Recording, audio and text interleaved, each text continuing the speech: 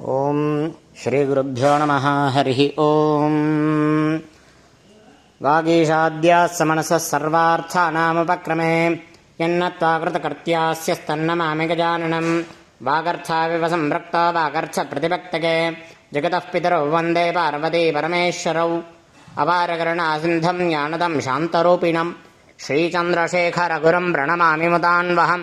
సద్గురుచరణారవిందాభ్యాం నమః.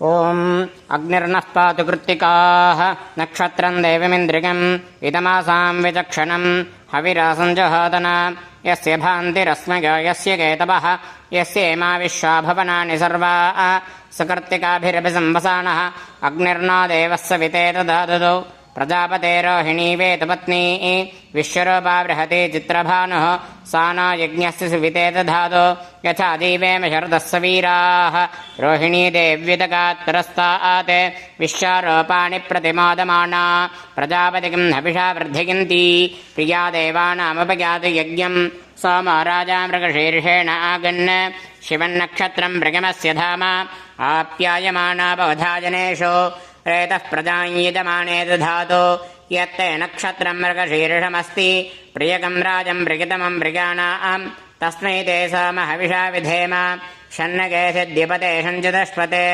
ఆర్ద్రిగా రుద్రః ప్రథమానగేతి శ్రేష్టో దేవానాం పతిరగ్నిగానాం నక్షత్రమస్య హవిషా విధేమ మానః ప్రజాగం రేరిషణ్మోత వీరాన్ హేతి రుద్రస్య పరివావృణక్తో ఆర్ద్రా నక్షత్రం జషదాగం హవిర్నః ప్రమంచమానోదరిదాని విశ్వా అపాఘషకం సన్నదుతామరాతిం పునర్నో దేవ్యతిథి స్పృణోతు పునర్వసో నః పునరేతాం యజ్ఞం పునర్నో దేవా అభియంతు సర్వే పునః పునర్వో హవిషా యజామః ఏవా న దేవ్యతిథిరనర్వా విశ్వస్య భద్రీ జగతః ప్రతిష్ఠా పునర్వసో హవిషా వృద్ధియంతి ప్రియం దేవానామప్యేతపాథః బృహస్పతిః ప్రథమం జాయమానః తిష్యన్నక్షత్రమభిసంబభూవ శ్రేష్టో దేవానాం ప్రతనాసు జిష్ణుః దిశాను సర్వాభయన్నా అస్తు తిష్యః పురస్తాదమధ్యతో నః బృహస్పతిర్నః పరిపాతపశ్చాత్